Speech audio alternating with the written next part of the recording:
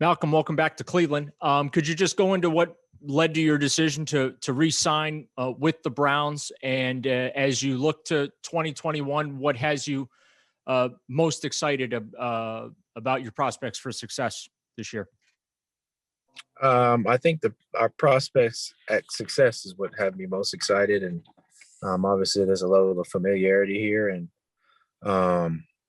for me it was about making the best decision for my family too, as far as taking them to Cleveland and what I saw from being in the city. So I'm looking forward to it. I'm looking forward to the opportunity to play football. I mean, it's not easy to be, I'll be 32 years old in the fall and have an opportunity to play at this level. So I'm thankful.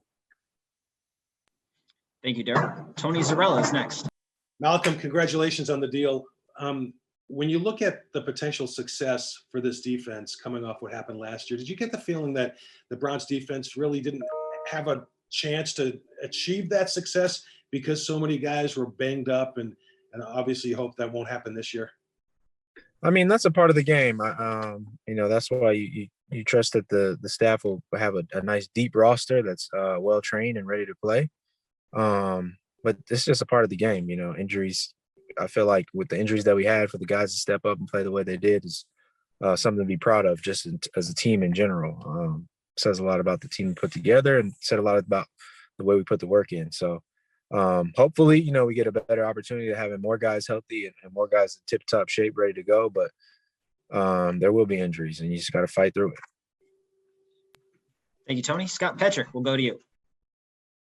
Hey, Malcolm, last year you signed in August. Before the Browns signed you, did you have any doubt that a team would pick you up? I mean, you mentioned your age. It was more about whether I was going to stay ready to be, for that opportunity. I felt like, eventually someone will come around. I feel like as long as you want to stay in this thing, if you can keep your tools sharp, you'll have an opportunity, but that's not always the case. And sometimes life pulls you in other directions. So I didn't have much doubt in if. It was more about when and would I still be willing to, or willing and able. Did you prove that to yourself? I mean, you played really well last year. I think so. I mean, I think I proved that some of my training methods probably was using when I was a little bit younger might have been a little excessive. Because I felt really good once we started going, and even just time in general at football. It's not as I don't know. Maybe you can work smarter, not harder. At my age, I figured out some things out. So, thanks. Thank you, Scott. Nate Ulrich, go ahead. Hey, Malcolm, congratulations on the deal. The way you're talking, I just wanted to ask: have you thought about how much time you have left in the league? Is this 2021 season, in your mind, your last, or are you just taking it kind of year by year? I think, just the nature of the game is people like young players. That's just how it goes. So it's more about, do you want to stay ready? Like I was saying earlier, I don't think that it's how far do I want to go? And I think for me, it's just about being happy, going out there and enjoying every step of the way. I think you look too far in the future, it can be daunting, and it's not as fun. Thank you, Nate. Jeff Shadell will have our next question. Hey, two questions, Malcolm.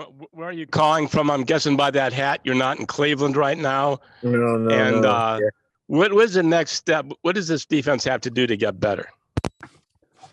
I'm in Los Angeles, my home. I'm outside my house, actually. I'm in the car. I just got here. But I think for us as a defense, we've obviously got to, we're going to add some pieces and kind of develop the guys that we have.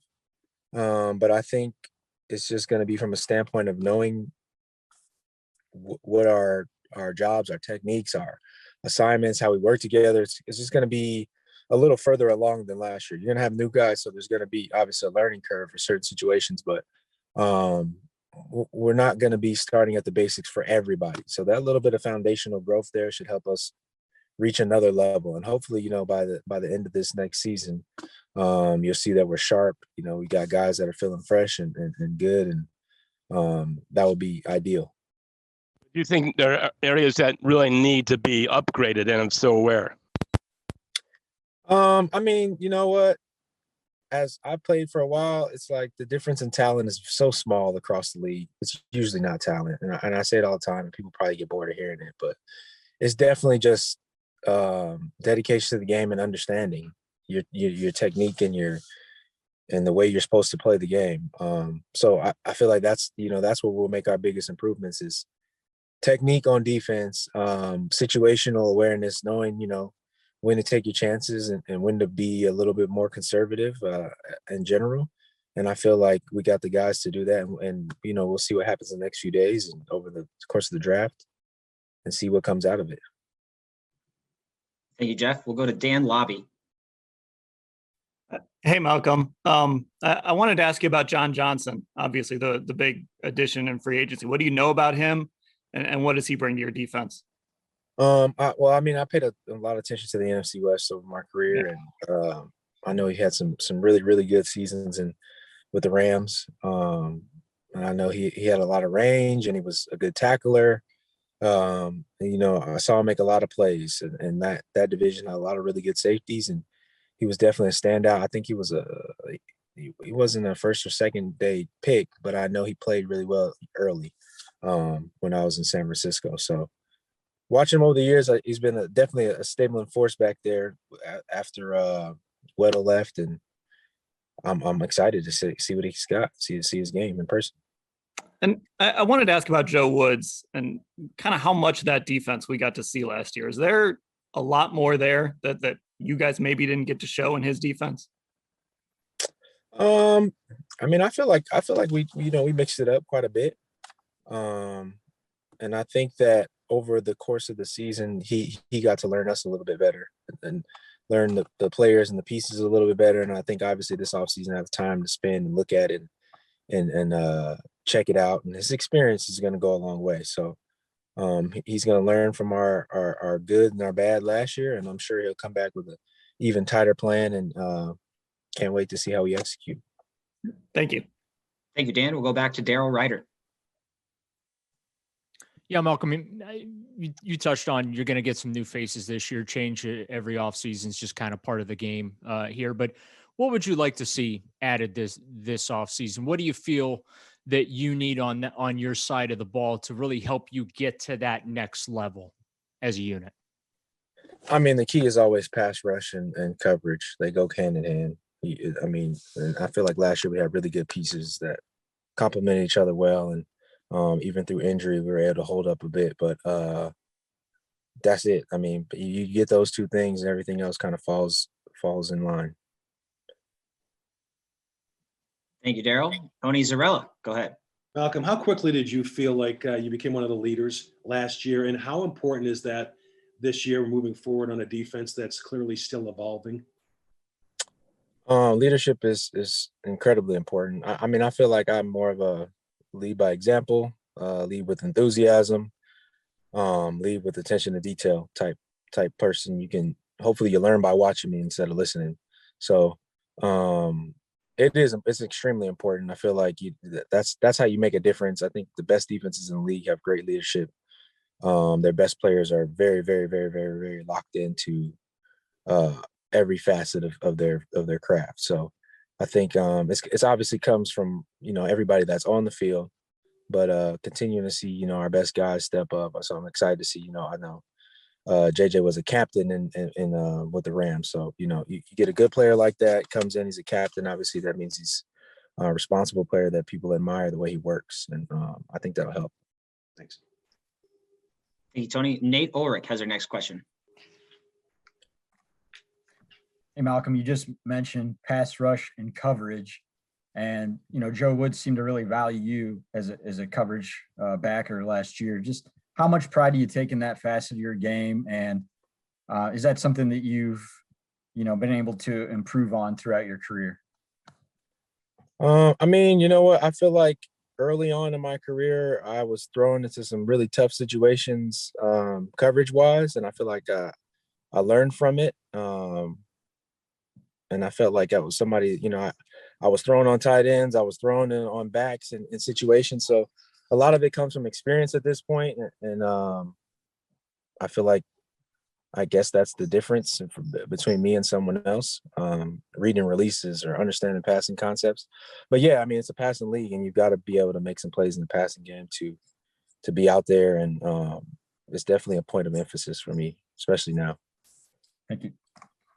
Thank you, Nate. We'll go to Scott Petrick. Malcolm, you mentioned the benefit of being in year 2 of the defensive system. So how important is it for the organization to balance continuity, bringing guys back, and going out and having to try to upgrade some of the roster? Man, that's a question that's above my pay grade. But I mean, if it was me personally, I think that you have to value both. Obviously, turnover is a natural part of it. But whenever you have a hole that you want to fill that hole with something, a stronger piece that you can put in if you can. Or at least have someone that you've trained to step into that role. That way there is less of a learning curve. But it's tough, man. I feel like, unfortunately, continuity isn't valued as much in the NFL, but I think it does have its place, and especially is recognized as successful organizations. Is it still tough for you personally to see guys leave like Terrence and Larry? I actually just got off the phone with Larry.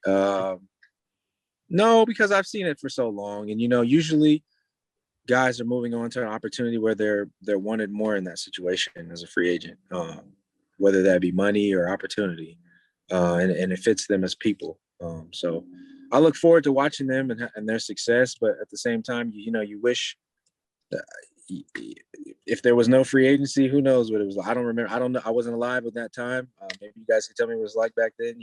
Guys will be on the team for forever, seems like. And I'm sure they could tell each other what each other was thinking. But it's not that way anymore. And we just got to deal with it, I guess. Thanks. Thank you, Scott. Do we have any more questions for Malcolm? All right, Malcolm, it looks like we're all set. Thank you very much for taking the time to speak with our media today. Hope you enjoy your time in LA, and we'll definitely look forward to having you back in Cleveland when the time comes. Yep. Thanks, guys. Sorry if I gave you a whole bunch of nothing. Take care, Malcolm.